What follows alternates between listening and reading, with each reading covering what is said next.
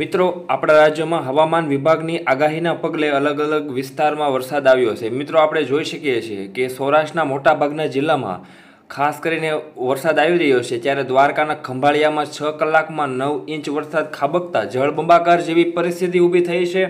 આ બાજુ આપણે પોરબંદરની વાત કરીએ તો મિત્રો પોરબંદરનો જે કાંઈ પથક છે એ વિસ્તારમાં ખાસ કરીને પ્રી મોન્સૂન એક્ટિવિટી શરૂ થઈ ગઈ છે। મિત્રો જે દરિયાકાંઠાનો જે પણ વિસ્તાર છે, દ્વારકા છે, પોરબંદર છે, ખાસ કરીને આ બાજુ માંગરોળ, વેળાવળ સહિતના વિસ્તારમાં વરસાદની આગાહી તો થઈ હતી, પરંતુ વરસાદ પણ સારો એવો આવ્યો છે।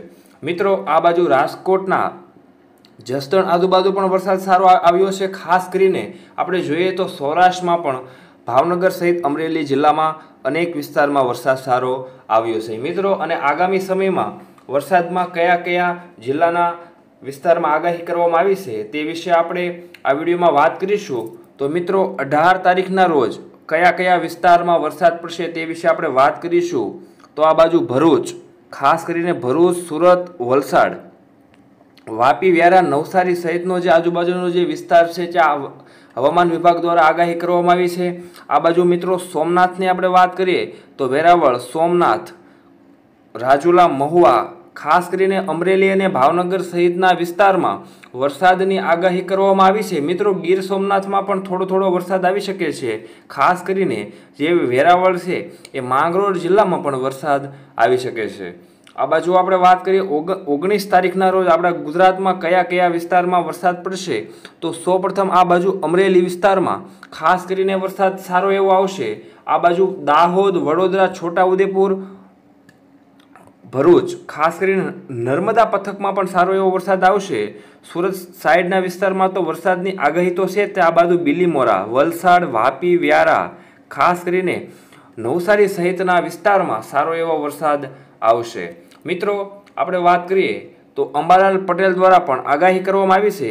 રાજ્યમાં અનેક વિસ્તારમાં ખેડૂતો માટે સારા સમાચાર કહી શકાય એવું આગામી 48 કલાકમાં આપણા રાજ્યમાં ચોમાસું સક્રિય થઈ જશે। તારીખ 18 થી 22 જૂનમાં આપણા રાજ્યમાં સારા વરસાદની આગાહી છે। ભારે પવન અને ગાજવીજ સાથે વરસાદની આગાહી કરવામાં આવી છે। ખાસ કરીને આપણા રાજ્યમાં વિવિધ જિલ્લાઓમાં અત્યાર સુધી 2 થી 4 ઇંચ વરસાદની આગાહી છે। દક્ષિણ ગુજરાત અને મધ્ય ગુજરાત અને સૌરાષ્ટ્રમાં સારા વરસાદની આગાહી કરવામાં આવી છે।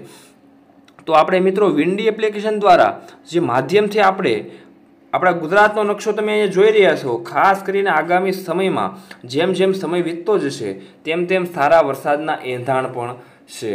આ બાજુ આપણે વાત કરીએ તો અરબી સમુદ્ર અને બંગાળની ખાડીમાં લો પ્રેશર સિસ્ટમ એક્ટિવ બનશે। આ લો પ્રેશર સિસ્ટમ એક્ટિવ બનશે ત્યારબાદ અમદાવાદ, ગાંધીનગર, ભાવનગર આ બાજુ વિસ્તાર તમે જોઈ રહ્યા છો, સુરત છે, વ્યારા, વલસાડ સહિતના જે વિસ્તાર છે એમાં વરસાદની આગાહી કરી છે। ખાસ કરીને સુરત, વલસાડ, નવસારી અને જે પણ આજુબાજુનો જે વિસ્તાર છે તાપી અને ડાંગમાં પણ વાવણી લાયક વરસાદ આવી શકે છે।